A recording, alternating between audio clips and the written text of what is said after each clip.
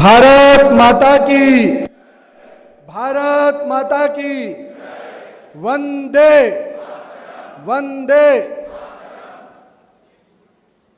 आज यहाँ पर उपस्थित इस प्रदेश कार्य समिति की बैठक की अध्यक्षता कर रहे अपने प्रदेश के यशस्वी अध्यक्ष रामचंद्र राव जी, हमारे राष्ट्रीय महामंत्री आदरणीय सुनील बंसल जी, हमारी राष्ट्रीय उपाध्यक्षा श्रीमती डीके अरुणा जी, हमारे इस राज्य के प्रभारी अभय पाटिल जी, हमारे केंद्रीय मंत्री आदरणीय जी किशन रेड्डी जी, आदरणीय श्री बंडी संजय जी, हमारे इस राज्य के नेतृत्वकर्ता और जिनके नेतृत्व में जिनके चुनाव प्रभारी रहते हुए मुझे अध्यक्ष के रूप में चुना, ऐसे डॉक्टर के लक्ष्मण जी, हमारे सुधाकर रेड्डी जी, हमारे प्रदेश के संगठन महामंत्री आदरणीय चंद्रशेखर राव जी, हमारे महेश्वर रेड्डी जी जो फ्लोर लीडर हैं, हमारे इस राज्य में चुनाव के दृष्टि से काम देखने के लिए आई हुई हमारी बहन रेखा जी, और हमारे साथ मंच पर उपस्थित अपने सभी सांसदगण, सभी विधायकगण, सभी प्रदेश के हमारे पदाधिकारी, माननीय जिलाध्यक्षगण और प्रदेश कार्य समिति के अपने सभी माननीय सदस्यगण। आज का दिन मेरे लिए भी विशेष है क्योंकि पार्टी के राष्ट्रीय अध्यक्ष होने के बाद किसी भी प्रदेश की पहली कार्य समिति में जाने का मौका मुझे मिला है। इसके लिए मैं पूरे प्रदेश नेतृत्व को नमस्कार करता हूं। तेलंगाना प्रजालुक हृदयपूर्वक नमस्कारम। साथियों, आज जब मैं इस प्रदेश कार्य समिति को संबोधित करने के लिए खड़ा हुआ हूं तो मुझे तेलंगाना में पूरी तरह से जो पिछले 2 दिनों के मेरे प्रवास में मुझे देखने को मिला कि तेलंगाना में अब भाजपा का भविष्य निश्चित रूप से सुनहरा दिख रहा है और आने वाला भविष्य भाजपा का होगा तेलंगाना में, ये विश्वास मुझे दिख रहा है। आप जो यहाँ पर सभी लोग उपस्थित हुए हैं, निश्चित रूप से संगठन के निर्माण के लिए पार्टी के विचारों को के वाहक के रूप में और तेलंगाना के भाजपा के वैसे सेनापति हैं जिनके नेतृत्व में हम तेलंगाना के उस सपने को साकार करेंगे जो उसके गठन के समय में तेलंगाना के लोगों ने देखा है। यानी हम तेलंगाना के लोगों को उसके सपनों का तेलंगाना बनाने का संकल्प लेंगे इस कार्य समिति से। मित्रों, हम सब की ये यात्रा, जो भारतीय जनता पार्टी का एक एक कार्यकर्ता जिस यात्रा में निकल पड़ा है, वो यात्रा विचार के साथ है, वो यात्रा त्याग की यात्रा है, वो यात्रा तपस्या की यात्रा है और वो यात्रा राष्ट्र को प्रथम रखने की यात्रा है। उस यात्रा के हम सभी सहभागी हैं। मित्रों, आज भारतीय जनता पार्टी का ये जो विशाल वटवृक्ष आप देखते हैं, ये कहीं ना कहीं हमारे कार्यकर्ताओं के परिश्रम का, हमारे कार्यकर्ताओं के मेहनत का प्रतिफल है कि आज भारतीय जनता पार्टी जो 1980 में अपने स्थापना के कालखंड में पहले चुनाव में मात्र 2 सांसदों वाली आज पार्टी थी, आज विश्व की सबसे बड़ी पार्टी बनकर उभरी है। इसका श्रेय भारतीय जनता पार्टी के उस बूथ के कार्यकर्ता को जाता है, क्योंकि वह बूथ का कार्यकर्ता जो सबसे निचले स्तर पर काम करते हुए भाजपा के कमल खिलाने का संकल्प को पूरा करता है। मैं आज के दिन भारतीय जनता पार्टी के अपने उस वट वृक्ष को स्थापना काल से हम कह सकते हैं, जब जनसंघ काल में जनसंघ की स्थापना हुई और उस वट वृक्ष को बड़ा करने में और उसको कहीं ना कहीं अपने प्रेरणा से आगे बढ़ाने वाले अपने श्रद्धेय श्यामा प्रसाद मुखर्जी जी को भी याद करता हूं, उनके बलिदान को याद करता हूं, क्योंकि वैसे ही नेताओं का बलिदान है जो आज भारतीय जनता पार्टी इस रूप में दिख रही है। मित्रों, आज के दिन मैं पंडित दीनदयाल उपाध्याय जी के उस एकात्म मानव दर्शन को भी याद करना चाहता हूं, क्योंकि आज उनके वो विचार ही थे जो हमारे नेतृत्वकर्ता माननीय नरेंद्र मोदी जी ने अंतिम व्यक्ति तक विकास की योजनाएं कैसे पहुंचे, अंत्योदय के सपने को साकार करने में लगे हैं मित्रों। आज के दिन मैं अपने श्रद्धेय अटल बिहारी वाजपेयी जी को भी स्मरण करता हूं, जिन्होंने इस देश में एक ऐसी राजनीति की शुरुआत की जिसमें संवाद है, शालीनता है और सुशासन की सरकार का मॉडल है। मैं मानता हूं हमारे नेतृत्वकर्ता माननीय प्रधानमंत्री श्री नरेंद्र मोदी जी आज अपने इन तीनों विचारों के पुरुष हम कह सकते हैं कि श्यामा प्रसाद मुखर्जी जी का एक भारत श्रेष्ठ भारत, दीनदयाल उपाध्याय जी का अंत्योदय और माननीय श्रद्धेय अटल बिहारी वाजपेयी जी का सुशासन की सरकार, कहीं न कहीं इन तीनों चीजों को आत्मसात करते हुए आज माननीय प्रधानमंत्री जी आधुनिक भारत के निर्माण में लगे हैं। और मैं मानता हूं कि उनके नेतृत्व में जिस प्रकार से पिछले 12 वर्षों में माननीय प्रधानमंत्री नरेंद्र मोदी के नेतृत्व में जिस प्रकार से विकास की योजनाओं को अंतिम व्यक्ति तक पहुंचाने के संकल्प को पूरा किया गया, जिस प्रकार से इस भारत को एक भारत श्रेष्ठ भारत की कल्पना से कश्मीर से कन्याकुमारी तक भारत का तिरंगा लहराता रहे, उसके शान में कोई गुस्ताखी न कर सके, इस संकल्प को पूरा करने का काम हमारे नेता आदरणीय प्रधानमंत्री जी ने किया है। मित्रों, अगर आज हम कहते हैं कि सुशासन की सरकार की बात, तो मैं मानता हूं पिछले 12 वर्षों में जिस प्रामाणिकता के साथ, जिस संकल्प के साथ हमारे नेता माननीय प्रधानमंत्री जी काम कर रहे हैं, मैं मानता हूं कि पिछले 12 वर्षों में हमारे विपक्ष के साथी में भी इतनी हिम्मत नहीं हो पाई कि हमारे एक मंत्री पर भी दाग लगा कर देखे, यह है भारतीय जनता पार्टी का सुशासन की सरकार। लेकिन मित्रों, हम जिस प्रकार से अपने तीनों नेता के प्रेरणा से नरेंद्र मोदी के नेतृत्व में सरकार आगे बढ़ा रहे हैं, लेकिन मुझे मालूम है कि आज भी हमारे पास कई और चुनौतियां हैं। हम सफलता देखकर इस मुगालते में सहज नहीं हो सकते कि अभी हमने अपनी मंजिल पा ली है, हमें अभी और संघर्ष करना है और हमें अपने भारत को, उस सपने को भारत बनाना है जिसकी कल्पना, जिसका सपना स्वामी विवेकानंद जी ने देखा था, भारत को परम वैभव पे पहुंचाने का सपना। मित्रों, लेकिन मित्रों, मैं आप और आपने यहाँ पर उपस्थित सभी कार्यकर्ताओं से आने वाले वर्षों में भी संघर्ष के लिए आह्वान करने आया हूं। मित्रों, भारतीय जनता पार्टी अगर 2047 में माननीय प्रधानमंत्री नरेंद्र मोदी जी ने सपना देखा है कि हम विकसित भारत बनाकर देंगे, तो उस सपने को साकार करने के लिए मेरे इस कालखंड के कार्यकर्ताओं को भी अपना पुरुषार्थ करना होगा। इस कालखंड के कार्यकर्ताओं को भी समर्पण और संकल्प के साथ आगे बढ़ना होगा। मित्रों, हम मानते हैं कि जब हमें 2 सीटें आई थी, तब भी हमने संघर्ष को अपना साथी चुना था। हमने संगठन को अपना मार्ग और संगठन को अपनी ताकत समझ के आगे बढ़े थे और हमें मालूम था कि अगर हम जनता का विश्वास जीतेंगे तो निश्चित रूप से एक दिन भारत की सबसे बड़ी पार्टी और विश्व की सबसे बड़ी पार्टी बनकर उभरेंगे। और हमने 2 सीटों से जब हमारे आंकड़े आए तो हम विचलित नहीं हुए। जो हमारी नीतियां थी, जो हमारे विचार थे, उसमें कोई भटकाव नहीं आया।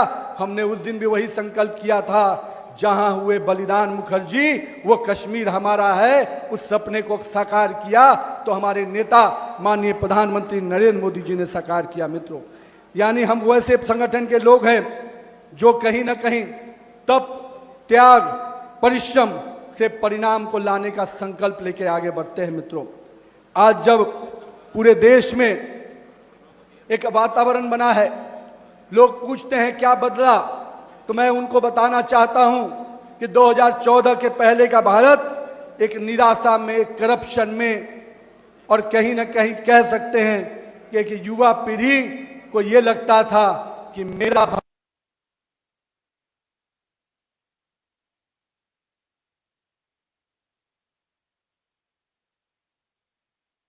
भविष्य कहां जाएगा, मेरे भारत का भविष्य कहां जाएगा। पर आज का युवा, आज के भारत के लोग मान के चलते हैं कि नरेंद्र मोदी जैसा शख्सियत है जो कोरोना में भी हमको, आपदा में भी पूरी चुनौतियों के साथ बाहर निकालने का सक्षम रखता है। विदेशी ताकतें भी अगर हमारे सामने खड़ी होती हैं तो उनको ईंट का जवाब पत्थर देने में क्षमता रखता है। मैं इसलिए आज इस बात को कह रहा हूं मित्रों कि जहां हम लोगों ने हमेशा अपने ताकत को इजाफा किया है, हमने मालूम है कि 2019 में जो हमें परिणाम मिला था, 2024 के परिणाम में हमने 35% वोट लाकर तेलंगाना में अपनी सशक्त उपस्थिति को दर्ज किया है मित्रों।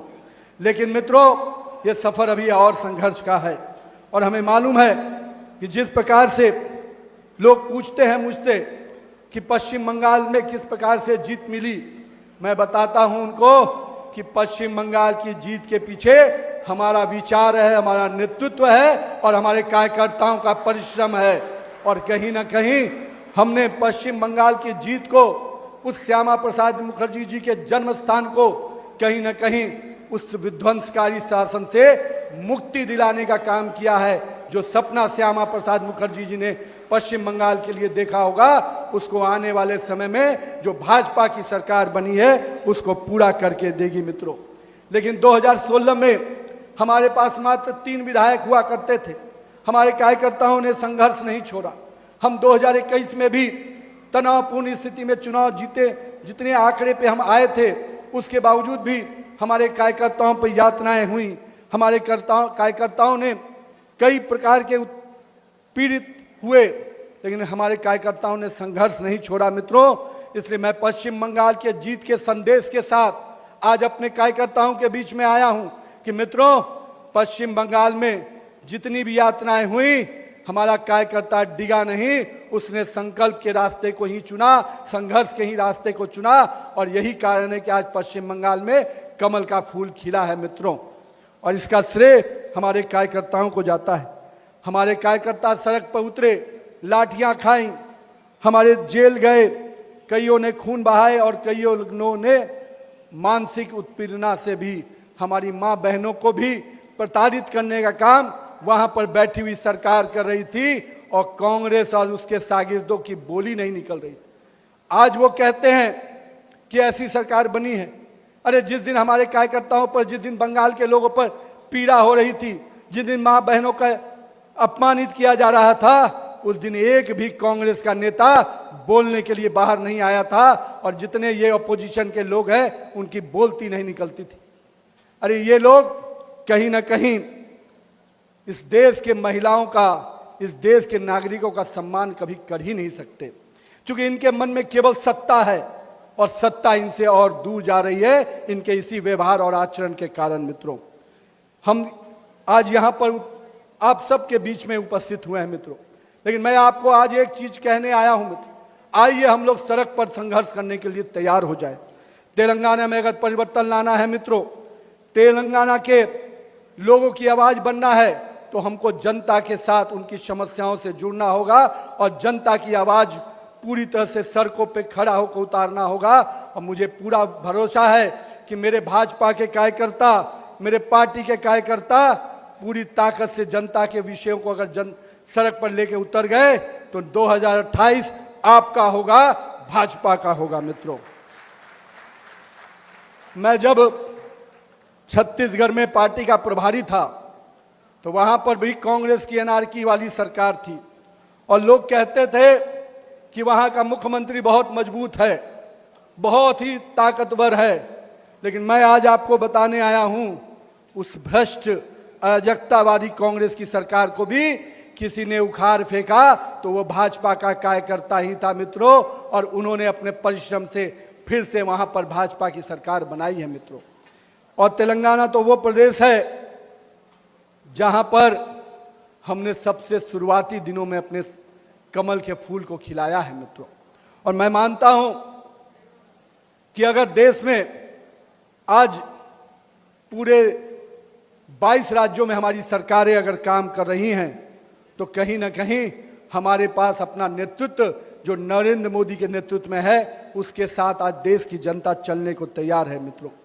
लेकिन हम केवल कांग्रेस की कमजोरी को चुनाव का मुद्दा नहीं, हम अपने कामयाबी को भी चुनाव का मुद्दा बनाएंगे, क्योंकि पिछले 12 वर्षों में इस देश ने जो बदलाव देखा है, इस देश ने जो परिवर्तन देखा है, हम उन विषयों को भी जनता के बीच में लेके जाएंगे मित्रों। और मैं मानता हूं हमारी सरकार की यूएसपी यही है, हम जो कहते हैं उसको करके दिखाते हैं। और इसीलिए नारा बुलंद होता है, मोदी है तो, मोदी है तो, और नरेंद्र मोदी की गारंटी पूरा होने की गारंटी है। और कांग्रेस की गारंटी कभी नहीं पूरा होने की गारंटी है मित्रों। मैं देख चुका हूं जहां पर हमारी सरकारें रही, हमने जो जो वादे किए उन वादों को पूरा करने का काम हमारी सरकार ने किया। हमने अगर शिलान्यास किया तो उसके उद्घाटन का भी काम हमारी ही सरकार ने किया है मित्रों। लेकिन ये वो लोग हैं जो वादा करते हैं पर भूल जाने के लिए ही वादा करते हैं मित्रों। आज तेलंगाना में भी जिस प्रकार से माननीय प्रधानमंत्री के नेतृत्व में, नरेंद्र मोदी जी के नेतृत्व में सरकार चल रही है, उन्होंने तेलंगाना के किसानों की भी चिंता की। आज 30 लाख से अधिक किसान पीएम किसान सम्मान योजना का लाभ पा रहे हैं। करीब 33 लाख से अधिक किसान क्रेडिट कार्ड, आज आसान ऋण का काम हमारी सरकार यहां पर कर रही है मित्रों। निजामाबाद का हल्दी बोर्ड निश्चित रूप से हल्दी की फसल को किसानों को नई बाजार की संभावनाएं दे रहा है मित्रों। आज 80 लाख से अधिक जो 60 करोड़ से अधिक जो आयुष्मान कार्ड है, उसमें 82 लाख आयुष्मान कार्ड आज आपके तेलंगाना के लोगों के लिए बना है। करीब 1.32 करोड़ गरीबों के खाते खोलने का काम तेलंगाना में हमारी सरकार ने किया है। और मुझे आज ये बताते हुए खुशी है कि तेलंगाना के युवाओं को भी कहीं ना कहीं अवसर देने का काम किसी ने किया है तो नरेंद्र मोदी की सरकार ने किया है। 86,800 करोड़ की युवाओं को जो स्वरोजगार की मुद्रा योजना के माध्यम से उनको अवसर दिया है कि वो आत्मनिर्भर भारत बनाने में आत्मनिर्भर युवा बनकर उभरे। आज पूरे देश में कहते थे लोग कि एक गरीब का बेटा, एक चाय बेचने वाला का बेटा इस देश का प्रधानमंत्री कैसे बन सकता है। अरे चाय बेचने वाला का बेटा ही रेवड़ी पटरी वाले का दर्द समझ सकता है, और वो दर्द माननीय प्रधानमंत्री ने देखा और समझा। और आज हम कह सकते हैं कि पूरे देश में अगर 75 लाख रेवड़ी पटरी को पीएम स्वनिधि योजना से जोड़ा तो उसमें 7.5 लाख लोग तेलंगाना के अपने रेवड़ी पटरी वाले भाई हैं मित्रों। मैं इसलिए इन आंकड़ों को चर्चा कर रहा हूं कि ये आंकड़े तेलंगाना के विकास में भारतीय जनता पार्टी और नरेंद्र मोदी के योगदान को दिखाते हैं मित्रों। और अगर तेलंगाना की जनता ने जब जब हमें जिस प्रकार से आशीर्वाद दिया है, हमने अपने संकल्प को हमेशा पूरा करने का काम किया है। हम सत्ता के आईने से सेवा को नहीं देखते, हमें सत्ता मिलती है नहीं न मिले, लेकिन हम सेवा के भाव से अपनी सरकारों को चलाने के लिए संकल्पित है। और यही कारण है कि एम्स जो यहाँ पर बीबी नगर में आया, और मैं कह सकता हूँ जनजातीय विश्वविद्यालय जो समक्का और सरक्का के नाम से जनजातीय विश्वविद्यालय खोलने का काम भी हमारी सरकार ने किया है। आज करीब 23 से अधिक एकलव्य विद्यालय यहाँ पर चल रहे हैं जो हमारी आदिवासी भाई बहनों को उनके शिक्षा के स्तर को सुधारने के लिए चल रहे हैं। मैं आज इसलिए इन बातों की चर्चा कर रहा हूँ। एक और एक ऐसी सरकार है जो पिछले 3 वर्षों में हम कह सकते हैं कि 3 वर्षों में 6 गारंटी देने के बाद एक भी गारंटी पूरा नहीं करती, और सोई हुई सरकार को निश्चित रूप से हमें उखाड़ फेंकना है मित्रों। हमें मालूम है कि अगर हम उनसे ये सवाल पूछेंगे कि बेरोजगारी भत्ता मिला कि नहीं मिला, आपने महिलाओं को जो आर्थिक सहायता देने का वादा किया था वो किया कि नहीं किया, तो मुझे मालूम है उनका जवाब नहीं आएगा। उनके पार्टी के नेता केवल दरबार सजाने में रहते हैं। कांग्रेस को यहाँ का एटीएम बनाकर दिल्ली के दरबार सजाते हैं। तेलंगाना की जनता की अगर चिंता होती तो इन योजनाओं का लाभ जनता तक पहुंचा होता मित्रों। हाँ, ये अलग बात है, गारंटी के पोस्टर आज भी नजर आ रहे हैं, पर गारंटी जनता के बीच में नहीं पहुंची है, ये हमें जनता तक पहुंचाना है मित्रों। आज जब हम पूरे देश में जीएसटी का रिफॉर्म्स करते हैं और जीएसटी के रिफॉर्म्स के माध्यम से हम लोगों को एक सरल व्यवस्था उपस्थित देते हैं और देने का प्रयास करते हैं। हमने इनकम टैक्स के स्लैब को भी 12 लाख तक पहुंचाकर सामान्य लोगों को जीवन में खुशहाली लाने का हमने जो प्रयास किया, लेकिन मुझे दुख होता है कि तेलंगाना में एक ऐसी सरकार है जो अभी भी आरआर टैक्स के माध्यम से दिल्ली के दरबार को पैसा पहुंचाती है। और ये तेलंगाना का जो ये आरआर टैक्स है, इसको निश्चित रूप से तेलंगाना की जनता का जो मेहनत और परिश्रम का पैसा है वो आरआर टैक्स में नहीं जाएगा। हम उस सरकार को ही उखाड़ फेंकेंगे जो इस प्रकार के टैक्स के माध्यम से हमारे लोगों की शोषण करने का काम करता है। मित्रों, हम लोगों ने अपनी लड़ाई को तय कर लिया है। सड़क से लेकर सदन तक इस सरकार को घेरेंगे और इस सरकार की उल्टी गिनती निश्चित रूप से आज से ही शुरू हो गई है। मित्रों, भारतीय जनता पार्टी ये तय करेगी जितने पैसे का काम और कारनामे जो ये सरकार दिखा रही है उसका एक एक रुपए का हिसाब हमारा कार्यकर्ता लेगा। इस बात के लिए आप सब तैयार हो जाइए। मित्रों, हम लोगों ने देखा यहां पर एक भ्रष्टाचारी सरकार को जिस प्रकार से बीआरएस की सरकार चली, भ्रष्टाचार और परिवारवाद से ऊपर नहीं उठ पाया और पूरा समय उनका उसी में बीता। हमें ध्यान में होना चाहिए कालेश्वरम का घोटाला जो निश्चित रूप से बीआरएस को उसकी अंतिम पायदान पर पहुंचाने के लिए काफी हुआ, लेकिन मित्रों जो अगली सरकार बनी उसने भी उसी परंपराओं को जारी रखा, क्योंकि ये कांग्रेस की पुरानी परंपरा रही है। और हम तो कहते हैं कांग्रेस करप्शन ये दोनों पर्यायवाची है। और मैं मानता हूं कि आज क्रिमिनलाइजेशन ऑफ पॉलिटिक्स भी कांग्रेस का पर्यायवाची बनते जा रहा है। मित्रों, जिस प्रकार से देश के टुकड़े करने वाले गैंग को, देश को नापाक इरादे को पहुंचाने वाले गैंग को जिस प्रकार से कांग्रेस का समर्थन मिलता है, मैं मानता हूं कांग्रेस करप्शन और क्रिमिनलाइजेशन ऑफ पॉलिटिक्स के लिए जानी जाएगी। मित्रों, और कहीं ना कहीं हाल ही में मुझे मालूम हुआ जो रिवर फ्रंट का नाम से, मूसी रिवर फ्रंट के नाम से जो एक योजना आई है उसमें भी कांग्रेस ने अपनी परंपरा के तहत लूट का बाजार लगा दिया है। मित्रों, लेकिन हम आपके माध्यम से कांग्रेस की सरकार को स्पष्ट रूप से चेतावनी देते हैं कि जो पैसा आप यहाँ की जनता का पैसा, यहाँ के लोगों का मेहनत का पैसा आप राहुल गांधी के विदेश यात्रा में खर्च करते हैं, उसका हिसाब भारतीय जनता पार्टी का कार्यकर्ता लेगा, तेलंगाना की जनता लेके रहेगी। मित्रों, मुझे मालूम है जिस प्रकार से यहाँ पर मजलिस, कांग्रेस और बीआरएस का खेल चलता है, मैं स्पष्ट रूप से आज कहने आया हूं मित्रों, जिन लोगों ने भी धर्म के आधार पर आरक्षण देने का प्रयास किया है, भारतीय जनता पार्टी उसके पूरी तरह से उसका विरोध करती है।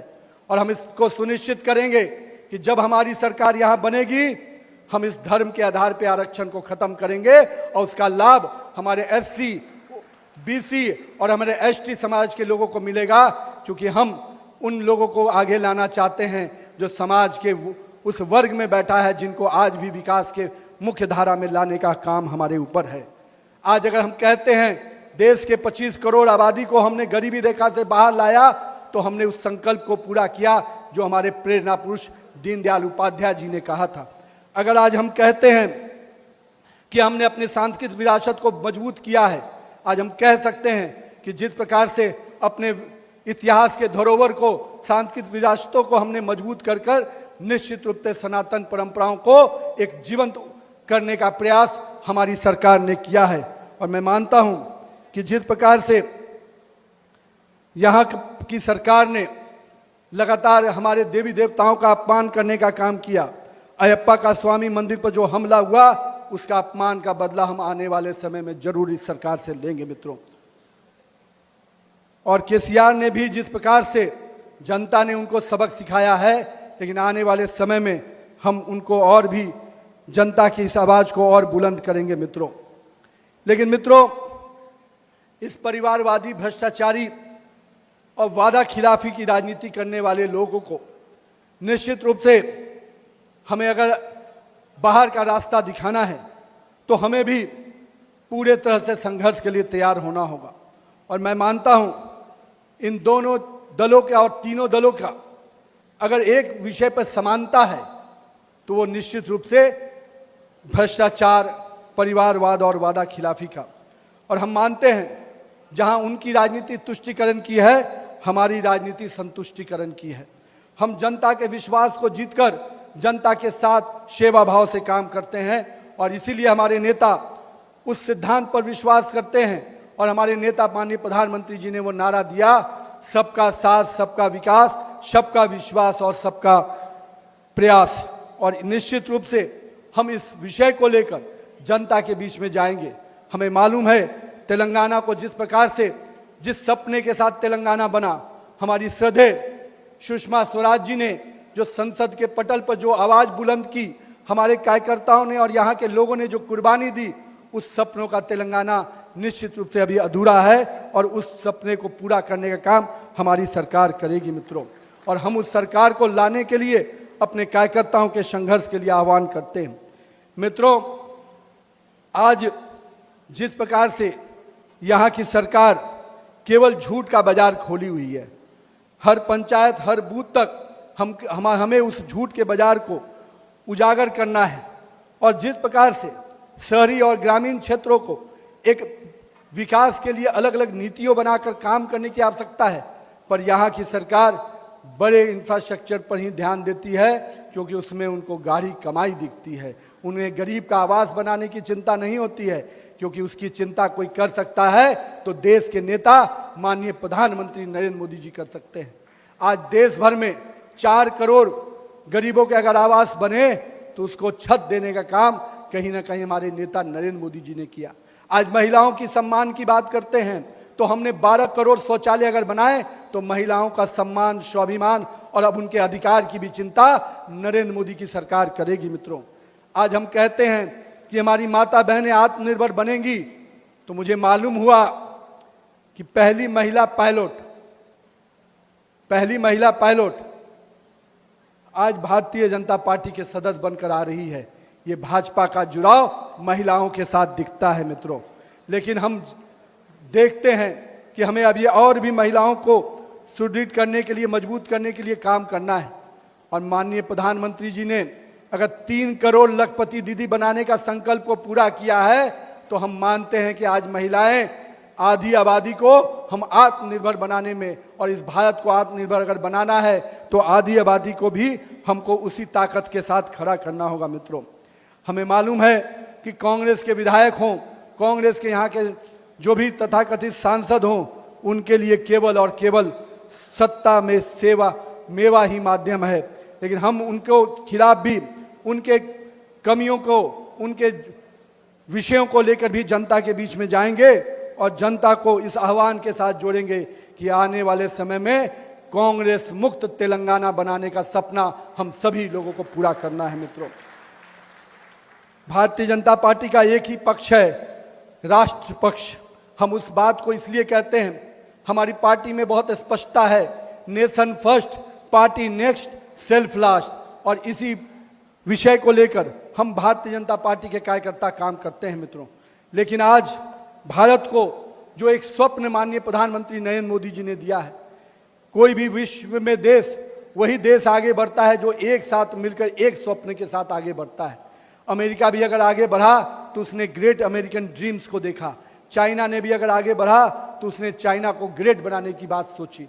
और मैं मानता हूं कि जो विकसित भारत का सपना, 2047 में विकसित भारत बनाने का सपना जो प्रधानमंत्री जी ने देखा है, कहीं ना कहीं पूरे देश को एक स्वप्न के साथ जोड़ा है। और आज पूरा 140 करोड़ भारतवासी उस स्वप्न के साथ इस देश को आगे बढ़ाने के लिए संकल्पित है मित्रों, इस देश में लोग पूछते हैं कि क्या बदला। मैं आज तेलंगाना के कार्यकर्ताओं के सामने उस बात को भी कहने आया हूं। मित्रों, इस देश के तिरंगे का सम्मान पूरे विश्व में बदल गया है मित्रों। कल तक हमारे ही जमीन पे पाकिस्तान के झंडे लहरा दिए जाते थे और दिल्ली में बैठी हुई सरकार मौन रहती थी। मैं इस बात को जब दोहराता हूं तो कुछ हमारे साथी कहते हैं कि नितिन जी, कांग्रेस के लोगों को पीड़ा होती है। मैं कहता हूं पीड़ा उनको मुबारक हो, लेकिन मुझे याद है 2011 का समय जब दिल्ली में कांग्रेस की मौन सरकार बैठी थी और पाकिस्तान का झंडा कश्मीर के लाल चौक पर लहराता था मित्रों। लेकिन आज 2014 के बाद पाकिस्तान का झंडा अब भारत के भूमि पे नहीं, कश्मीर के लाल चौक में भारत का तिरंगा लहराता है। ये नए भारत की तस्वीर है मित्रों। लेकिन मित्रों, हमें मालूम है कि अब ये बहुत सारी चीजें और करनी है। आज हमने आंतरिक सुरक्षा को मजबूत किया है, हमने बाहरी सुरक्षाओं को भी निश्चित रूप से ताकत दी है। और कहीं ना कहीं जो भी लोग नापाक इरादों से देश की तरफ देखते हैं, उनको ईंट का जवाब पत्थर से देने का काम हमारी सरकार ने किया है मित्रों। चाहे ऑपरेशन सिंदूर हो, चाहे सर्जिकल स्ट्राइक हो। हमने स्पष्ट संदेश दुनिया को दिया है कि भारत अपने हितों के साथ अब कोई समझौता नहीं कर सकता। भारत का एक भी नागरिक पर अगर हमला होगा तो भारत ईंट का जवाब पत्थर से देना जानता है मित्रों। मैं आज इसलिए इस बात को कह रहा हूं मित्रों कि कांग्रेस के लिए हमेशा तुष्टीकरण की राजनीति ही उसके लिए सबसे बड़ी रही। उसने इस देश की मिट्टी से, इस देश की जमीन से कभी प्यार किया ही नहीं। वो अपने आप को इस देश के आज़ादी वाली पार्टी कहते हैं, लेकिन मैं कहता हूं वो आज़ादी वाली पार्टी 1947 में ही दफन हो गई थी, क्योंकि उस आज़ादी वाली पार्टी को जिसने संघर्ष किया था वो सत्ता में बैठने के लिए लायक नहीं थी, क्योंकि सत्ता में उसने जिस प्रकार के कंप्रोमाइज किए थे। हमें याद होना चाहिए कि नेहरू जी ने जब सत्ता पाई थी तो कितने प्रकार के कंप्रोमाइज इस देश की जनता के हितों से किए थे मित्रों। इसलिए मैं मानता हूं कांग्रेस कंप्रोमाइज पॉलिटिक्स के लिए जानी जाती है और भारतीय जनता पार्टी राष्ट्रवाद के लिए जानी जाती है मित्रों। लेकिन मित्रों, हमें आने वाले समय में तेलंगाना के लिए कुछ ड्रीम, कुछ सपने और कुछ विश्वास के साथ जनता के बीच में जाना है। और मैं मानता हूं कि हमारे जितने भी कार्यकर्ता इस वैचारिक लड़ाई के साथ साथ संगठन के निर्माण में अपनी पूरी ताकत लगाएंगे मित्रों। हमें मालूम है हमें समाज का विश्वास जीतना है। अगर हम समाज का, संगठन का निर्माण करते हैं, समाज का विश्वास जीतते हैं, तो निश्चित रूप से हम बूथ भी जीतेंगे। और जिस दिन हम बूथ जीतने की कल्पना को साकार करेंगे, मैं बात विश्वास दिलाता हूं, एक एक बूथ भारत में जिस प्रकार से भाजपा के कार्यकर्ताओं ने मजबूत किया है, उस बूथ जीतने के साथ हम तेलंगाना को भी जीत कर लाएंगे मित्रों।